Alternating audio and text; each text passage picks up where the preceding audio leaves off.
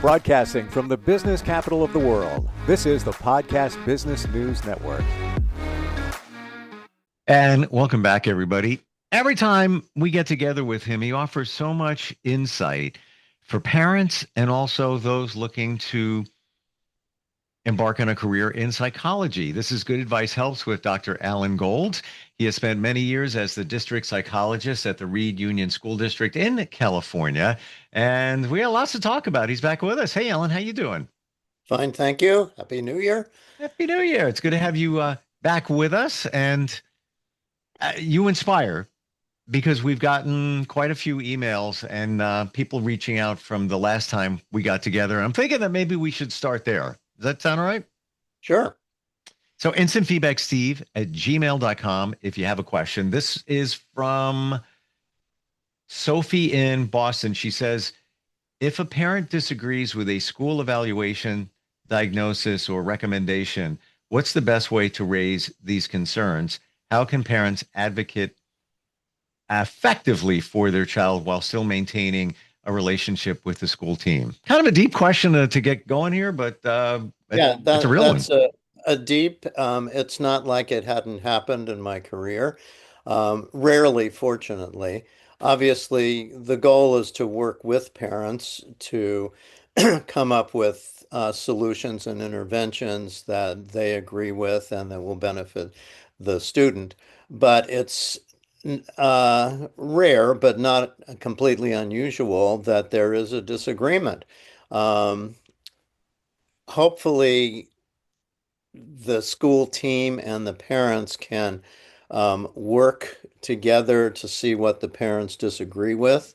Um, Perhaps they don't like or are uncomfortable with the diagnosis of the child and don't believe it. For example, I used to see that, parents would be able to accept attention deficit disorder, emotional disturbance, even uh, autism, although sometimes that is very difficult to accept.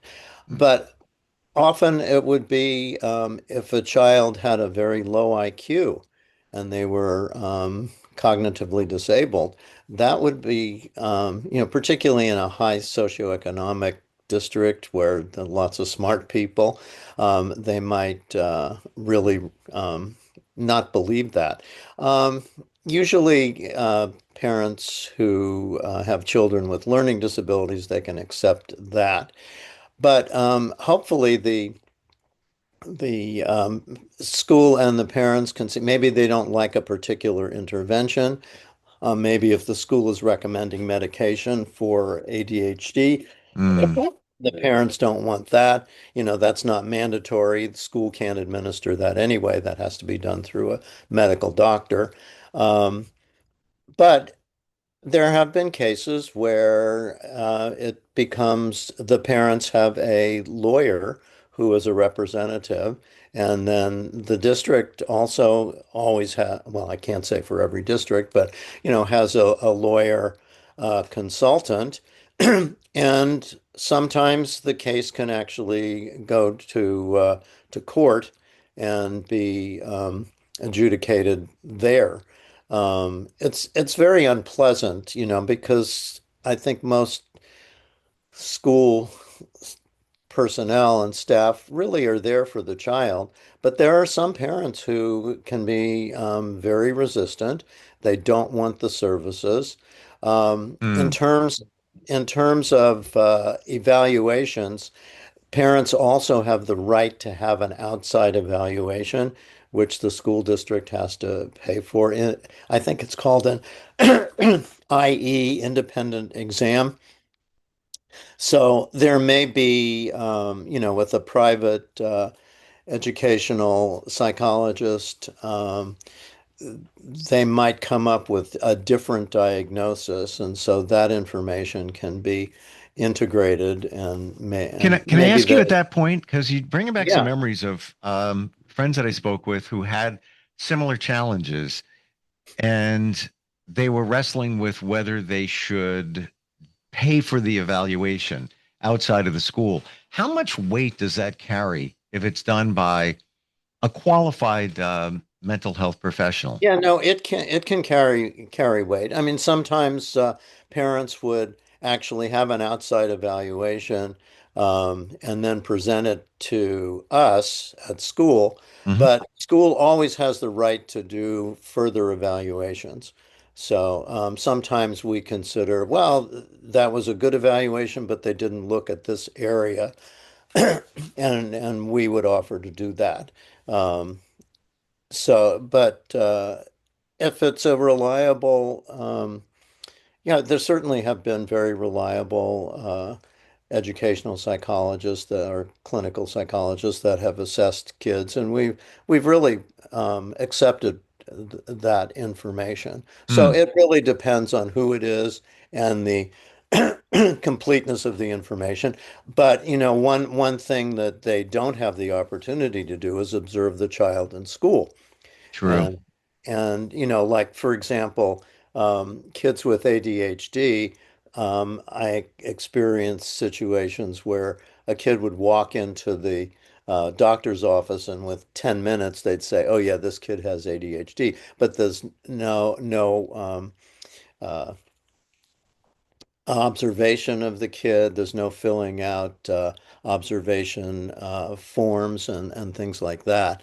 So we would definitely advocate for um, completing that sort of assessment. But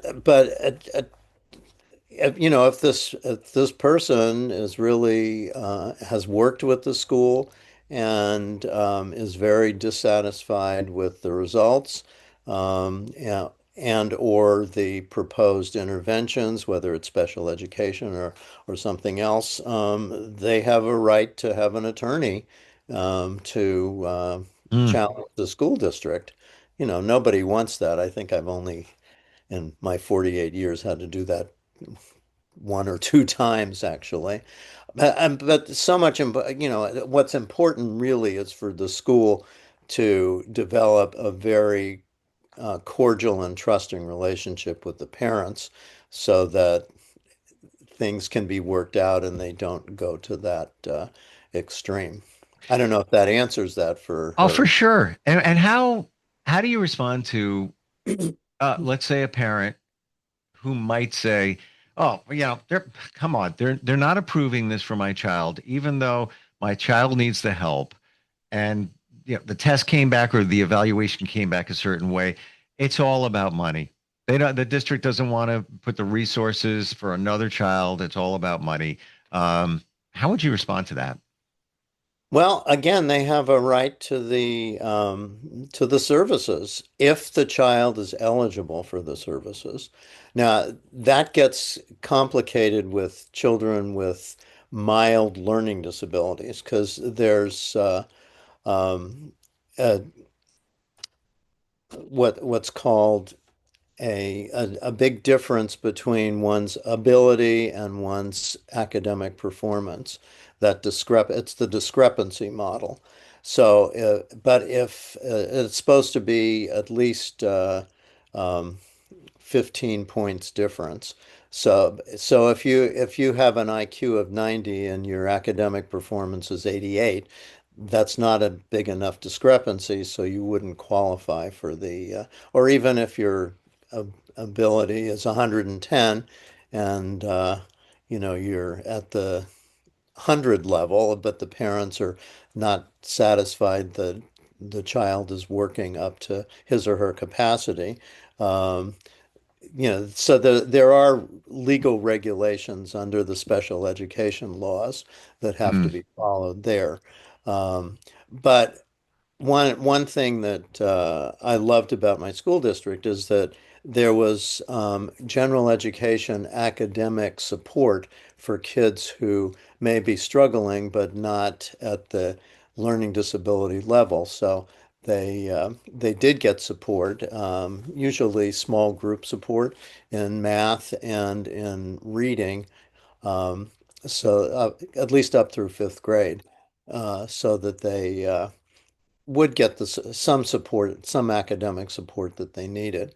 It's the kids that have the more extreme learning disabilities that get special education support.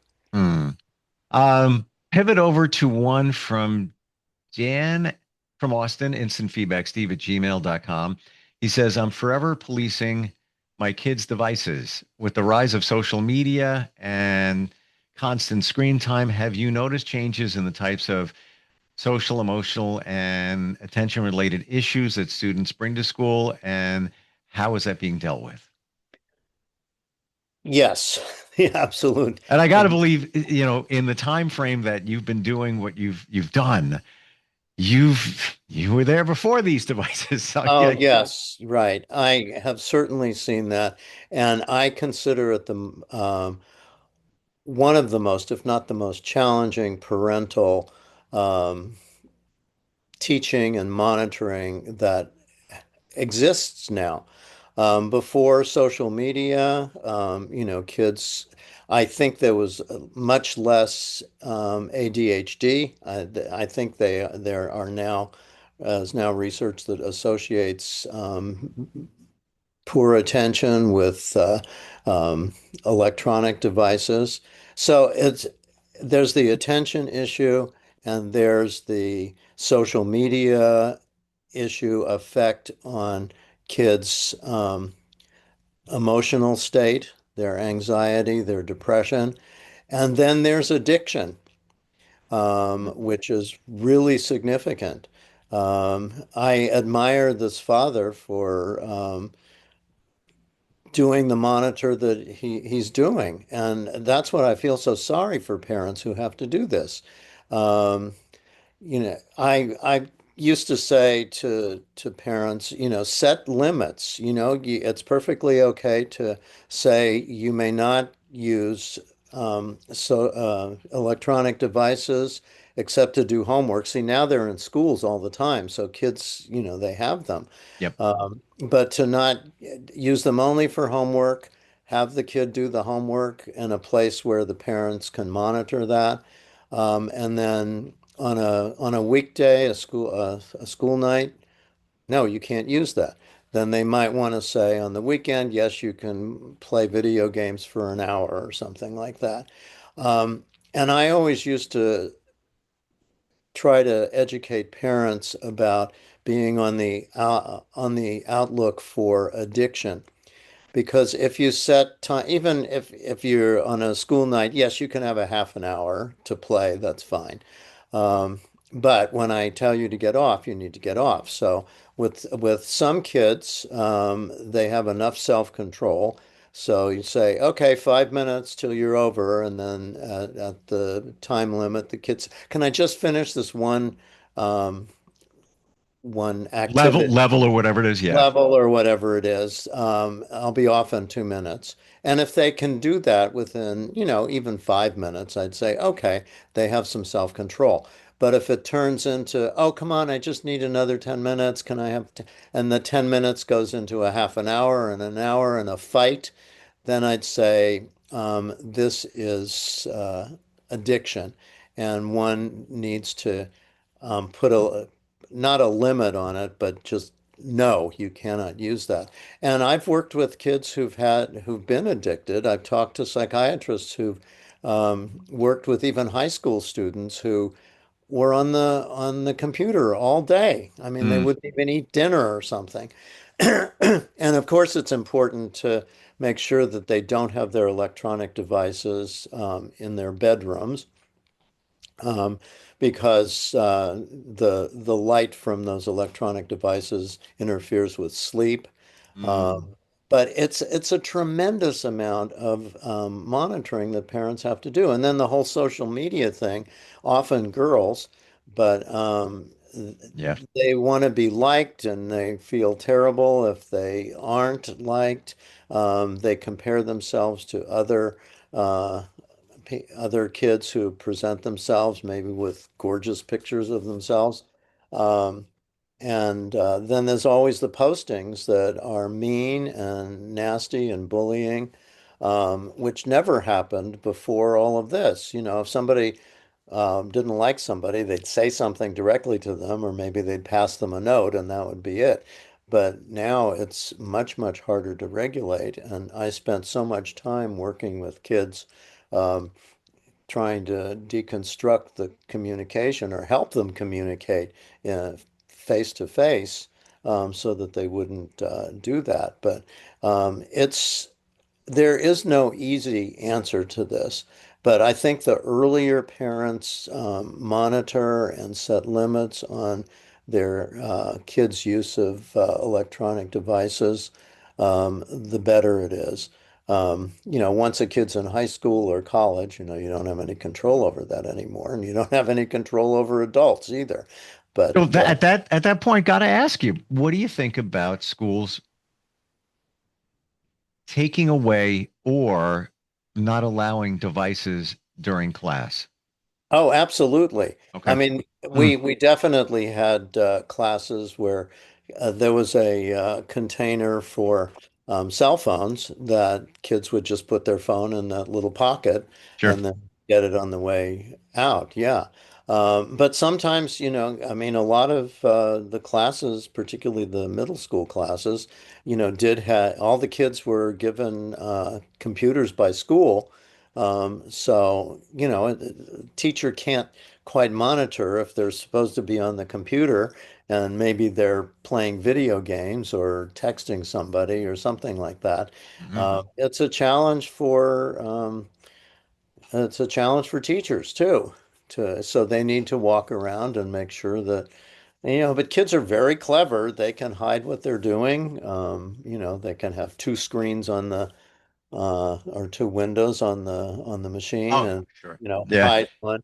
No, it's really, with all the advantages that electronics do provide people at different times, it's really a very big challenge for parents. And I wish I had an easy answer for this parent who is really trying hard, other than, keep doing this. If your child will not get off, then set limits, like you may not use that. I mean, parents will take the computer away and the cell phone away and lock it in a closet or something like that.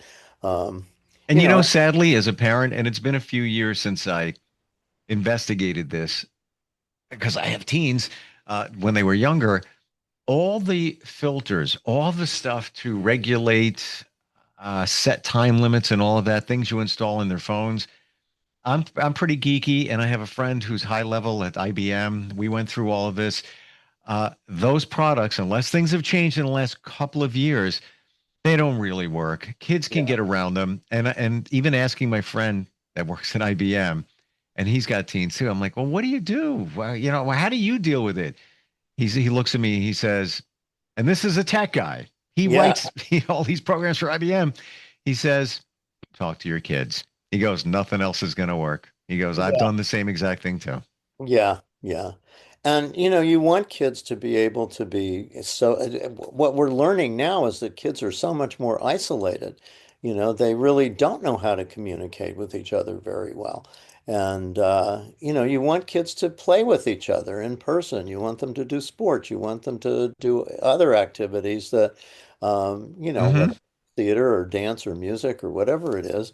Um, and if they're just on the electronics all day, it's horrible. Totally. Yeah, it's taking that time away of social growth, exercise, and all that. Um, Right. let's look at one from Brian Columbus. These are great questions, by the way, everybody. Thank you. They're Yeah, very they're very challenging and very good questions. Yeah. insightful. He's asking, from your experience, what are some of the biggest misconceptions parents or teachers have about the role of a school psychologist? And he's also asking, how does that misunderstanding affect the way students are supported? Hmm. Um, that's an interesting question. I'm thinking, um, I'm not sure what the answer to that is. I think maybe the biggest misconception is that school psychologists have the answers to everything Mm, and know everything.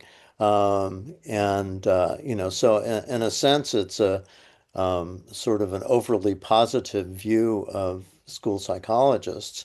Um, I mean, I always kind of felt that way, like, oh, you know everything, that kind of thing, which Right. isn't true. We're always learning. Um, I guess that's not a horrible misconception.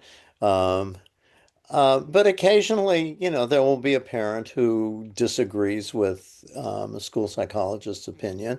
But I don't think that's any different than, any other educator. They could disagree with teachers, they could disagree with principals. Um, so in terms of misconception, my sense is that most parents feel like, we have the answers to everything. And if if we don't, then maybe we're not well enough educated or not, smart enough or But the other thing is too, you're a school psychologist. So you have a psychologist and a school psychologist. You don't have all the answers. You don't know what's going on at home unless you're directly connecting with the parents and there's right, deep conversations going on. And now we look at the psychologist. Let's say a parent takes their child for support that way. That person doesn't know the school situation. right, right. Typically they're not calling you up or a teacher saying, "Hi, you know what? I just had a conversation with. Can you tell me what's going on there in school?" Usually not. That's why I used to have very close relationships with private psychologists Hmm. because they needed information from me, I needed information from them, and I've talked about this before. The teamwork is so crucial, Yeah. to get information. I mean, I've said to parents and or even spouses to tell private therapists information that you have. I was just talking to a dear friend of mine who has a uh, nephew and niece-in-law and grand niece that's a messy family, and the niece-in-law is in therapy, and I said, "Do you know?" And my friend has a lot of information about her and her issues, and but whether the therapist knows that, because it's not unusual that the Mm, client doesn't tell everything, sure. and and for a child, it's very good to have the parental view of what's going on. Like a teenager or something like that who's in therapy. It's good to have the parental perspective. And a parent can call or a person can call and say, "I know you have confidentiality. You don't have to say a word, but I just wanted you to know that these are issues that your patient may or may not have addressed, and I'm very concerned about it." We're out of time, and I have more. Okay, well, I I'm can take looking at. I can take another. We didn't start till 9:30. Well, my 9:36 or 7. So we have a 5 more minutes if you want. Uh, we have an out time of 25 minutes, so I have a minute and a half. Let's go here. This is from Janine, who checks in from Regal, Chicago. I'm considering a career in school psychology, and she's asking what education and training did you go through, and are there any skills, technical or personal, that you think really make somebody successful in this field? Okay. I didn't actually go through because I made a decision in my 20s to change my field from mathematics and statistics to psychology. That's another whole story. But I had experience, you know, uh, I'd always liked kids, and I always liked teaching kids, helping kids. But I think the personal characteristics that one has are the most important. You can always learn the facts and the information. You can learn about child Mm, development and education and legal requirements and so on. But I think to be flexible, to be social, to be comfortable with a lot of different people, to be good listeners, to be empathic and caring. I think to be successful at the job is much more about one's personal characteristics. I mean, it's certainly important to have good logic and good reasoning skills. That's where my mathematics background helped. ah, because you're solving puzzles all the time, um, putting facts together to try to make sense out of the assessments that you do on children or the observations that you make. So a good combination of um, strong social emotional development on your part and good logical thinking. You do need to understand math because all testing is the results are Mm, numerical, so that helps. But also just being a caring person who is devoted to helping others. And also, another important characteristic is to know how to take care of yourself. Particularly when you're starting this career, you can be very hard on yourself. You can think, oh, I don't know how to do this. I'm never going to learn.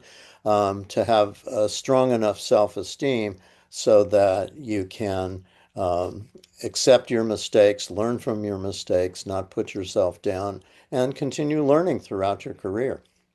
which I guess that's part of it. Every day's a new day. Every student that comes through those doors, it's another opportunity for you to help and also learn at the same time. And to your point, you can't teach things like empathy. That's got to come Right. from That's got to within. come from the heart. Yeah. Yeah. Allan, thank you so much for today. I want to tell everybody instant feedback, steve@gmail.com. Got questions, either career related or if you're a parent having some challenges with your child, school connected or otherwise, we'd love to hear from you. Thank you for being here today again. Sure. My pleasure. I appreciate it. We'll be right back.